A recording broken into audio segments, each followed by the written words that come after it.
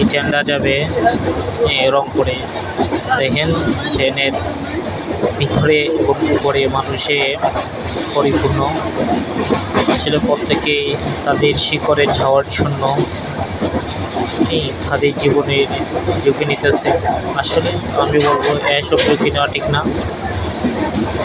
অনেকে ঢাকা শহরে থাকে দীর্ঘদিন ধরে, আসলে তাদের সেইভাবে টাকা পয়সা নাই, ট্রেনেই তাদের একমাত্র পরিবহন। দেখেন আমি যত আগাচ্ছি ততই দেখা যাচ্ছে তারা প্রত্যেকটি বগিতে মানুষ। আসলে এক ভাইকে জিজ্ঞাসা করুন ট্রেনটা কোথায় যাব, সে বলতে পারে নাই। আসলে সেও যাবে রংপুরে। ঠিক আছে, দেখেন আমার সামনে আগাচ্ছি,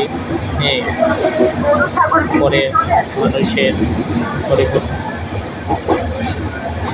যাক।